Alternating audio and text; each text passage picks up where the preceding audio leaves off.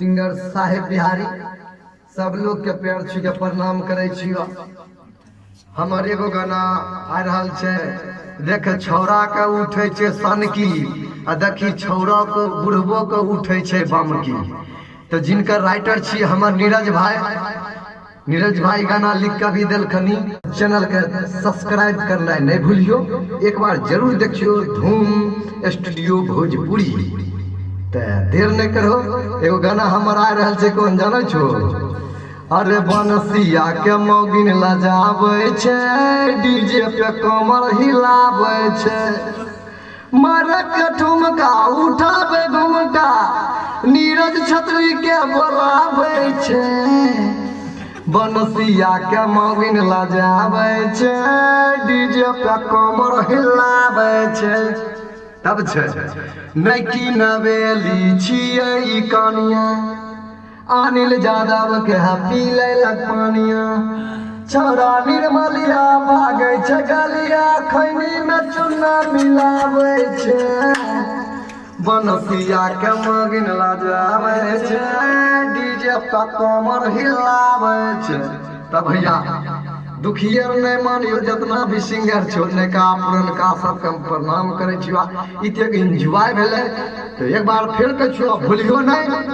और हमारे रिकॉर्डिस्ट छथनी मिथिलेश भाई, धूम रिकॉर्डिंग स्टूडियो तेतराबाद चंदपुरा।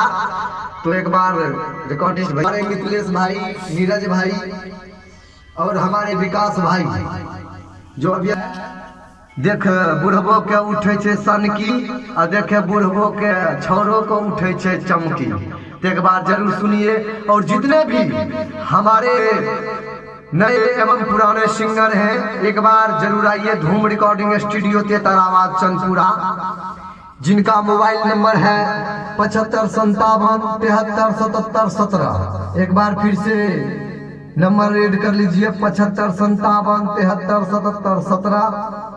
और एक बार फिर से मैं दूसरे नंबर देना चाहूंगा, जो हमारे रिकॉर्डिस्ट भाई अमरेश भाई का नंबर है। फिर से नंबर ले लीजिए 96 70 30 41 15। तो जरूर संपर्क कीजिए और धूम रिकॉर्डिंग स्टूडियो तेतराबाद चंदपुरा एक बार जरूर आइए। अगर आवाज में है दम तो धूम रिकॉर्डिंग मेहनत करने में कभी नहीं करेगा कम।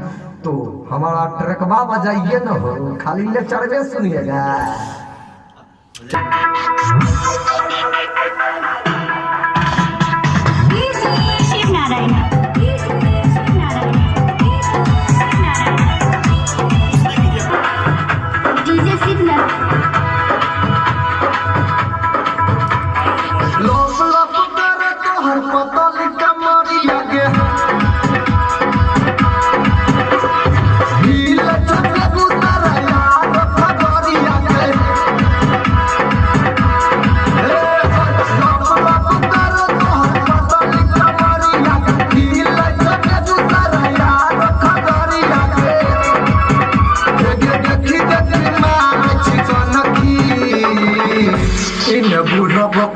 उठे छे सनकी, उन छौरो के उठे छे बमकी।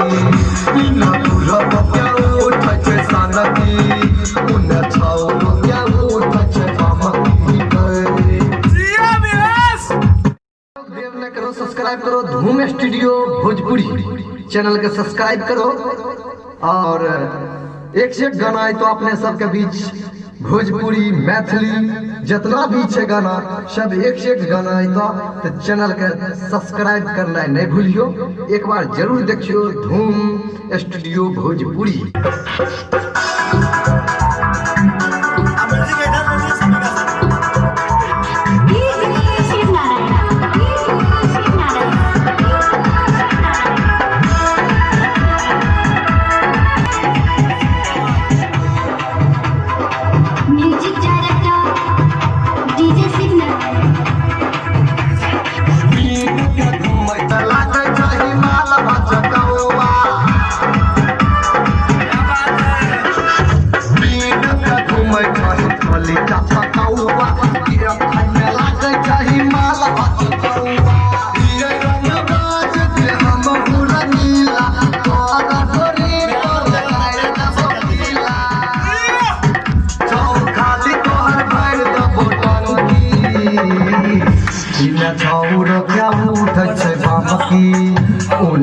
बुढ़ब क्या उठ छै सनकी इने छौर क्या उठ छै बामकी उन्ने बुढ़ब क्या उठ छै सनकी।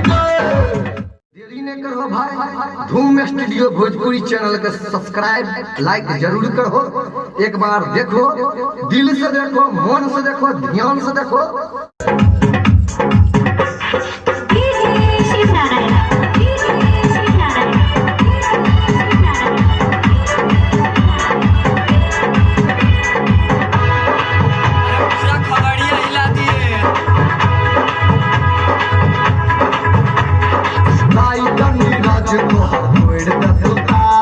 धीरे धीरे बोल छोरी करे नहीं हाला,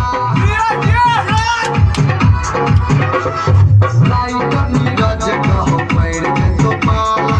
धीरे धीरे बोल छोरी करे नहीं हाला, साहेब बिहारी कहो मामला छे बारी, अमर विकास तोरा ले आके तो बारी किया ना था। धूम स्टूडियो भोजपुरी के चैनल सब्सक्राइब जरूर से जरूर करिए। जय हिंद, जय भारत, जय स्टूडियो, नमस्कार।